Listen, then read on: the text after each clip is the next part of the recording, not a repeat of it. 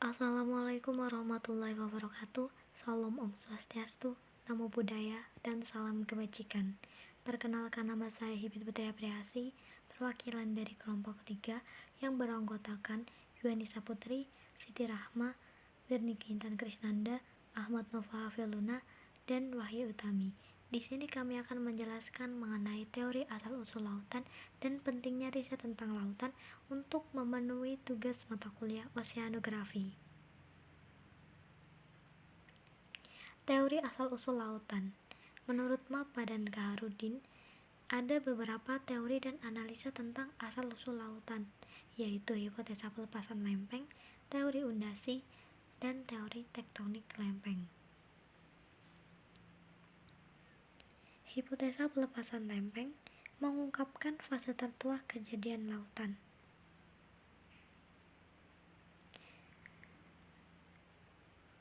Bertolak dari teori kabut oleh Laplace, di sini dijelaskan bahwa bumi yang merupakan bagian dari tata surya awalnya adalah sebuah gumpalan kabut yang terpilin menjadi cairan pijar dan membeku akibat penurunan temperatur.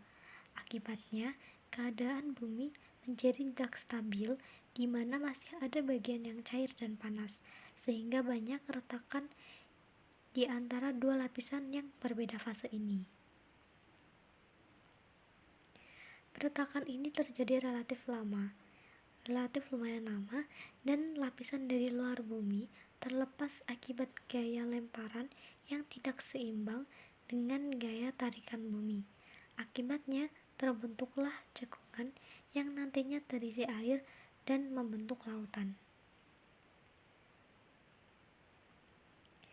Menurut Lanuru dan Suwarni, beberapa penelitian membuktikan bahwa batuan dasar penyusun lautan bersifat basa dan batuan dasar penyusun benua bersifat asam, akibat dari pemisahan secara konsentrik ke arah bumi terhadap cairan basa dan cairan asam mengapung di atas cairan basa, sehingga terjadi fase magma yang berbeda sifat fisik dan kimianya.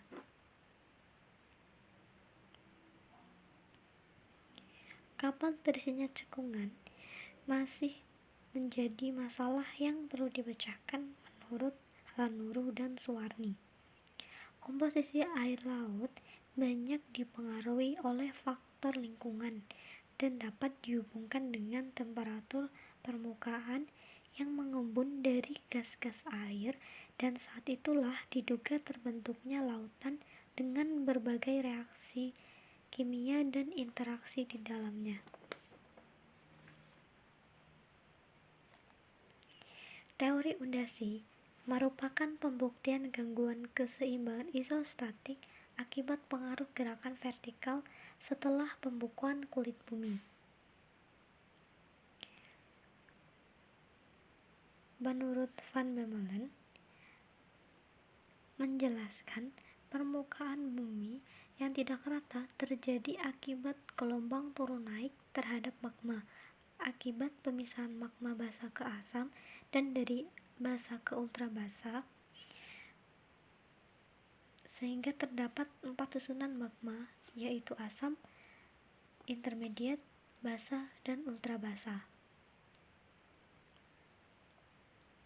Teori tektonik lempeng merupakan pergerakan-pergerakan lempeng bumi dalam kaitannya dengan perkembangan lautan baru.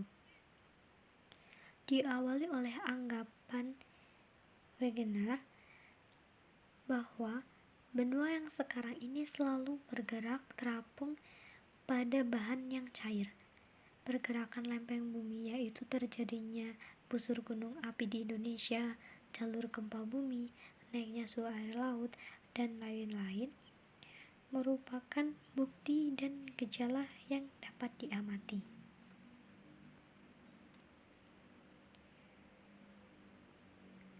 Lempeng bisa berpisah atau berbenturan adalah akibat dari pengaruh gaya konveksi dalam perut bumi, dan hal ini dianalisis dengan analisa ketektonikan bumi. Dijelaskan oleh Sofialdi bahwa tektonik teori tektonik lempeng mampu menerangkan asal-usul keberadaan magmatisme tektonik aktif baik di darat maupun di laut secara sistematis dan teratur. Menurut Hamilton dalam Cevialdi, mengungkapkan berdasarkan integrasi data geofisika dan geologi permukaan maupun bawah laut dari berbagai sistem di wilayah Indonesia yang merekam interaksi antara 3 lempeng besar dan lempeng-lempeng yang lebih kecil. Tektonik di Indonesia menyediakan data dan berbagai contoh dari produk dan proses pertemuan lempeng jenis konvergen.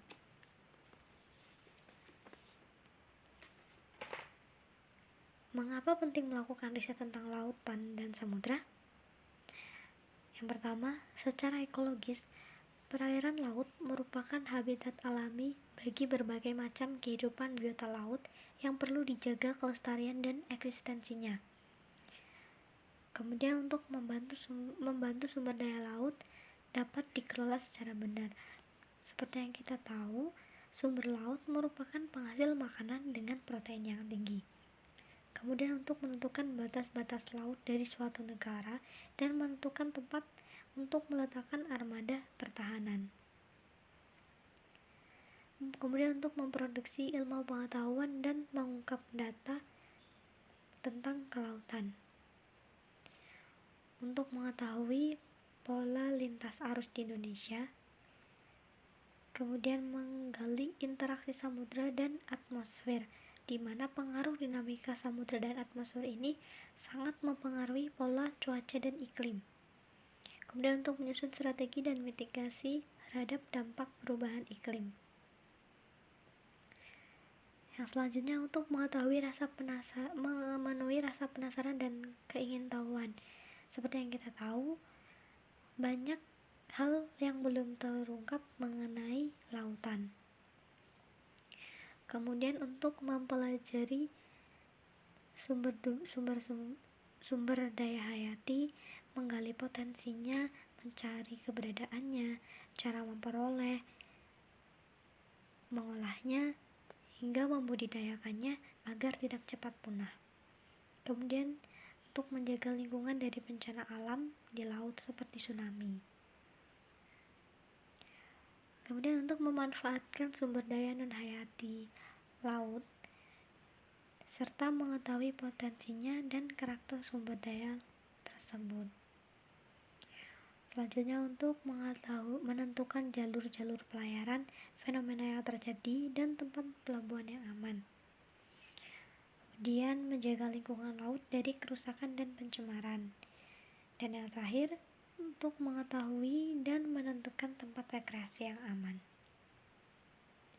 Nah, ini merupakan referensi dari PowerPoint yang kami buat. Demikian yang dapat saya sampaikan, kurang dan lebihnya mohon maaf. Terima kasih atas perhatiannya. Wassalamualaikum warahmatullahi wabarakatuh.